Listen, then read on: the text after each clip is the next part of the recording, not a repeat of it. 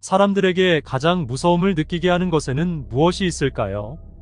여러 가지 중에서도 귀신 이야기만큼 사람들이 무서워하는 이야기는 없을 겁니다. 요즘 인기인 드라마 중에도 귀신의 이야기를 다루는 것이 있는데 사람들에게 공포심을 극대화하게 하기 위한 이러한 영화나 드라마에는 공통점이 있습니다. 그것은 귀신은 모두 밤에 잘 나타나고 그 실체가 미스테리하다는 것입니다. 귀신은 왜 모두 주로 밤에 나타나고 그것이 더 무서운 것일까요?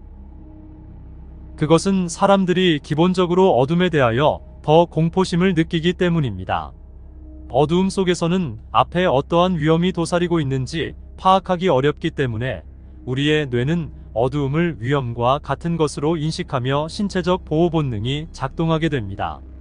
사람이 공포심을 느끼면 편도체로부터 자극을 받은 시상하부는 뇌하수체에 신호를 보내고 뇌하수체는 각종 내분선의 명령의 호르몬 분비를 통제하여 비상모드로 들어갑니다. 이때 스트레스를 받으면 나오는 코르티솔이라는 호르몬이 분비되어 우리 몸을 도망가거나 투쟁하기 위한 최적의 상태로 만드는데 감각은 예민해지고, 코르티솔은 심장을 빨리 뛰게 해 팔, 다리로 피를 많이 보내 잘 달릴 수 있게 하며 대상을 정확히 알아볼 수 있도록 동공을 크게 해 빛이 많이 들어오게 합니다. 식은땀이 나는 것도 땀을 분비하여 몸을 미끄럽게 해 공포의 대상에게 쉽게 붙잡히지 않게 하려는 것이죠. 원시시대부터 어두움 속에서 적이나 포식자로부터 부상이나 피해를 줄이기 위한 강력한 생존 본능이 바로 두려움이란 감정인 것이죠. 이러한 막연한 두려움은 불이 밝아지며 실체가 드러나 별것이 아닌 것을 알게 되면 사라지게 되는 것입니다. 주식시장에서도 어느 기업의 실적이 악화되었는데도 오히려 주가가 올라가는 경우가 있습니다. 그것은 실적 결과가 불확실해서 사람들이 두려워하다가 실적이 발표되고 기대치보다는 나쁘지 않았을 경우에 많이 일어납니다.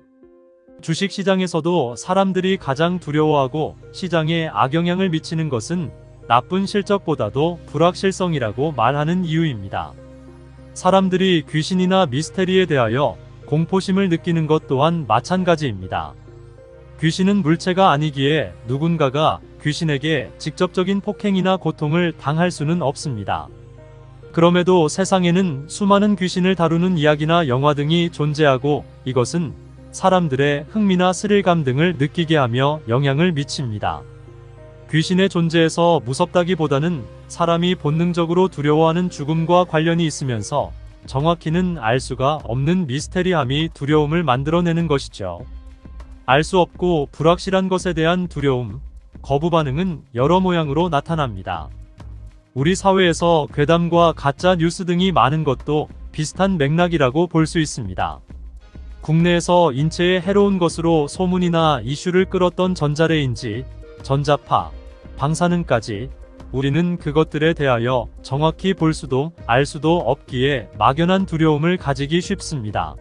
전자파나 방사능에 비하면 매년 화재나 전기에 의하여 부상을 입는 사람들의 숫자가 훨씬 많고 위험한 것이지만 이것에 대해 큰 두려움을 가지는 사람은 많지 않습니다. 그것은 전기나 불에 대해선 우리가 비교적 많은 경험을 통하여 자세히 알고 있기 때문입니다. 그렇기에 두려움을 극복하는 방법은 그 실체를 파악하고 자세히 알게 되는 것이라고 할 수 있습니다. 불확실한 미래나 성패를 알 수 없는 도전, 시험의 결과, 대중 앞에서의 발표 등 모두 불안하고 두려워 피하고 싶은 것들 뿐이지만 그 두려움을 극복하는 길은 뚜껑을 열어 확인해보는 것 뿐입니다.